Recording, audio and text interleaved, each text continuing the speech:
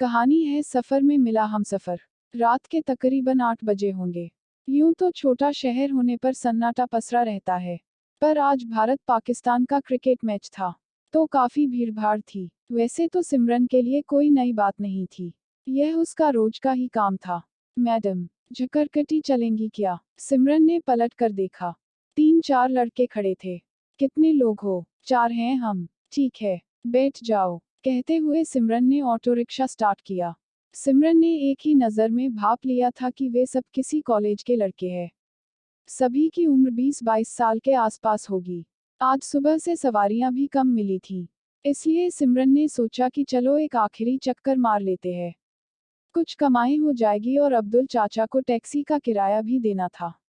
अभी कुछ ही दूर पहुंचे थे कि लड़कों ने आपस में हंसी मजाक और फप्तियां कसना शुरू कर दिया। तभी उनमें से एक बोला, यार तुमने क्या बैटिंग की? एक गेंद में छक्का मार दिया। हाँ यार, क्या करें, अपनी तो बात ही निराली है। फिर मैं कर भी क्या सकता था, ऑफर भी तो सामने से आया था। दूसरे ने कहा, हाँ पर कुछ भी कहो, कमाल की लड़की थी। तीसरा बोला और सब एक साथ हंसने लगे। सिमरन ने अपने ड्राइविंग मिरर से देखा कि वे सब बात तो आपस में कर रहे थे, पर निगाहें उसी की तरफ थीं। उसने एक्सेलरेटर बढ़ाया कि जल्दी ही मंजिल पर पहुंच जाएं। पता नहीं क्यों आज सिमरन को अपनी अम्मा का कहा एक एक लफ्ज याद आ रहा था। पिताजी की हादसे में मौत हो जाने के चलते उसके दोनों बड़े भाइयों ने मां की जिम्मेदारी उठाने से मना कर दिया था। सिमरन ग्रेजुएशन भी पूरी न कर पाई थी, मगर रोज के तानों से तंग आकर वह भाइयों का घर छोड़कर अपने पुराने घर में अम्मा को साथ लेकर रहने आ गई, जहां से अम्मा ने अपनी गृहस्थी की शुरुआत की थी और उस बंगले को भाई भाभी के लिए छोड़ दिया। ऐसा नहीं था कि भाइयों ने उन्हें रोकने की कोशिश नहीं की, पर सिर्फ एक दिखावे के लिए। अम्मा और सिमरन आ तो गए उस मकान में, पर कमाई का कोई जरिया न था। कितने दिनों तक बैठकर खाते वे दोनों।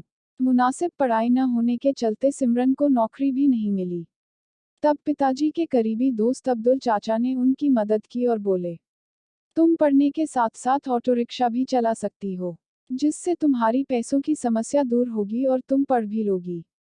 पर जब सिमरन ने अम्मा को बताया, तो वे बहुत गुस्सा हुई और बोली, तुम्हें पता भी है कि आजकल जमाना कितना खराब है।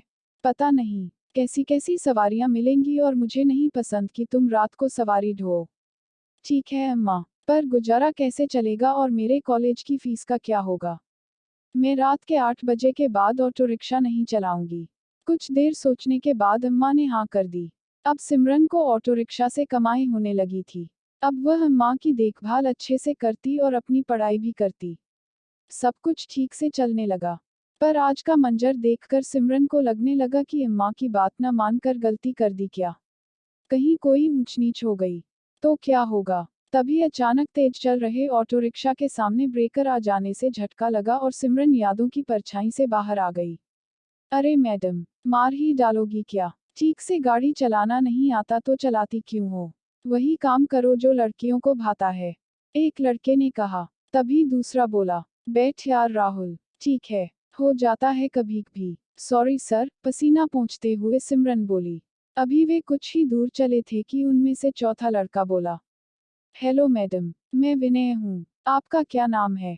सिमरन ने डरते हुए कहा, मेरा नाम सिमरन है। पढ़ती हो? बीए में। कहाँ से? जेएनयू से। ओह, तभी मुझे लग रहा है कि मैंने आपको कहीं देखा है।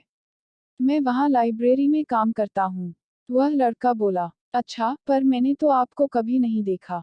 सिमरन बेरुखी से बोली। तभी सारे लड़के खिलखिलाकर हंस दिए। राहुल बोला, क्या लाइन मार रहा है? ए लड़की, जरा चौराहे से लेफ्ट ले लेना, वहां से शॉर्टकट है। चौराहे से मुड़ते ही सिमरन के होश उड़ गए। वह रास्ता तो एकदम सुनसान था। सिमरन ने हिम्मत जुटाकर कहा, पहले वाला रास्ता तो काफी अच्छा था, पर यह तो नहीं, हमको तुम उसी रास्ते से ले चलो।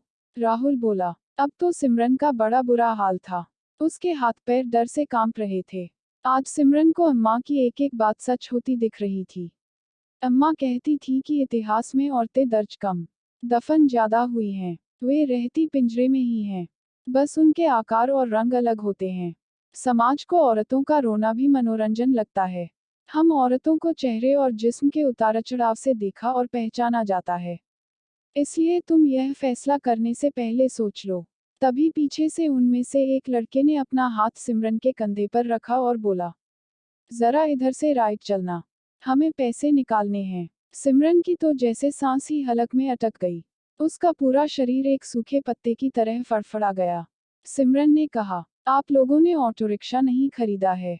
मैं अब झकरकटी में ही छोड़ूंगी, नहीं तो मैं आप सबको यहीं उतार कर वापस चली जाऊंगी। कैसे वापस चली जाओगी तुम? राहुल ने पूछा।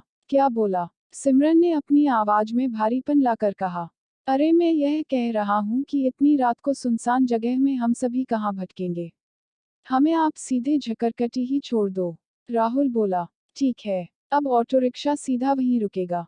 सिमरन बोली। सिमरन के जिंदा हुए आत्मविश्वास से उनका सारा डर पानी में पड़ी गोलियों की तरह घुल गया।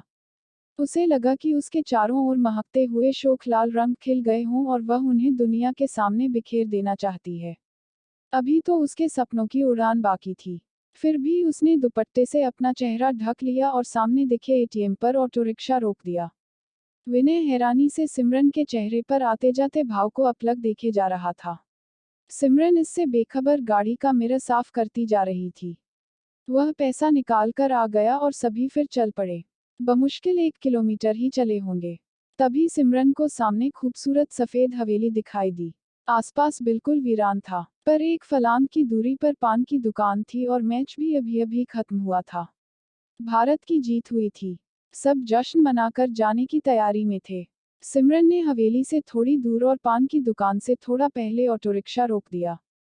सभी वहां झूमते हुए उतर गए, पर विनय वहीं खड़ा उसे देख रहा था। सिमरन गुस्से से बोली, ए मिस्टर, क्या देख रहे हो? क्या कभी लड़की नहीं देखी? देखी तो बहुत हैं, पर तुम्हारी सादगी और हिम्मत का दीवाना हो गया यह दिल। विनय बोला। उन सब लड़कों ने खूब शराब पी रखी थी।